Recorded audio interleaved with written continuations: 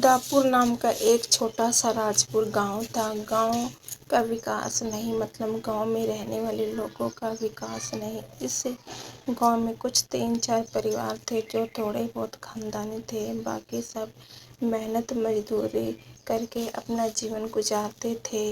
इसी गांव में एक हीना नाम की एक विधवा औरत रहती। रहने के लिए छोटा सा घर था।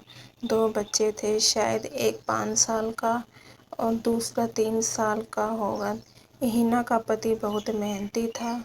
वो हिना को किसी चीज़ की कमी महसूस नहीं होने देता था या किसी भी हालात में साथ नहीं छोड़ता था। किसी भी परिस्थिति हो दोनों साथ मिलकर सामना करते थे। पर कौन जाने किस पर कौन सा अनर्थ कब आ जाए। हिना के जीवन में ऐसी घटना घटी। उसी घटने में हिना का पति हिना से छीन लिया।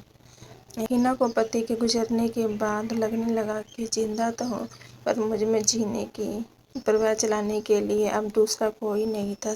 कैसे भी करके हिना ने अपने बच्चों के खातिर खुद को उस दुख से अलग किया। कुछ दिन बाद घर में जो था वो समाप्त हो गया। अब खुद क्या खाए और अपने बच्चों को क्या खिलाए, ये समस्या उसके सामने खड़ी हो।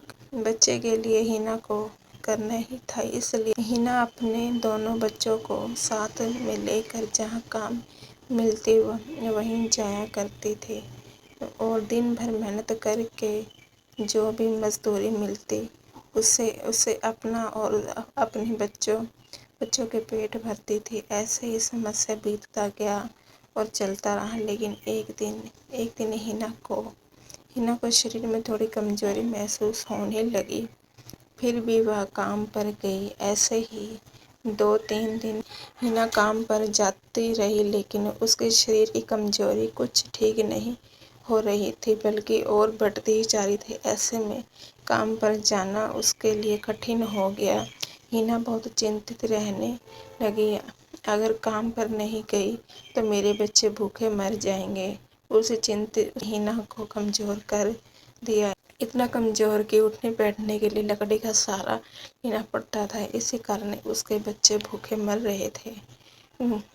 खाने को कुछ भी ना मिलने के कारण और अपने बच्चों को भूखे मरते देखकर लकड़ी की सहायता से आज यहाँ से कुछ मांगा तो अगले दिन दूसरी ओर से कुछ मांग के अपने बच्चों को खिलाती, पर खुद भूखे सो जाती। ऐसे ही एक दिन वह खुद ना जा सकती तो इसलिए अपने बच्चों को समझा के खाने के लिए कुछ मांगने के लिए गांव में भेज देती।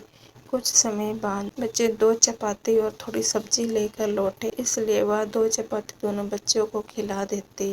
वह बरसात का समय था। बिजली न होने के कारण घर में अंधेरा छाया हुआ था। अंधेरे में ही वह अपने बच्चों को एक कमरे में सुला देती और वह दूसरे कमरे में जाकर सो जाती। रात को तेज बारिश होती और बिजली जोर से कड़कड़ाती।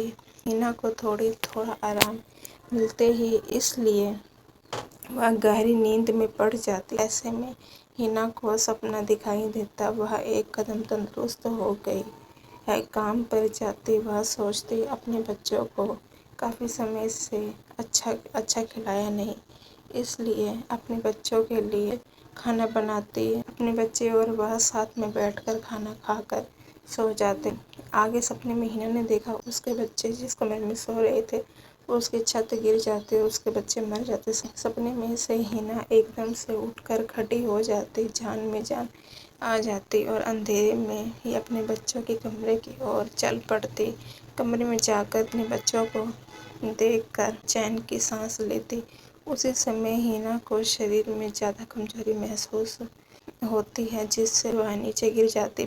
फिर वह उठ नहीं पाती, चैन से सांस लेती। दोस्तों, यही है माँ की ममता, जो मरते दम तक बच्चों की खातिर जीने का जुनून रखती है। दोस्तों, यही छोटी कहानी आपको कैसी लगी? अपने विचारों को हमारे साथ ज़रूर शेयर करें।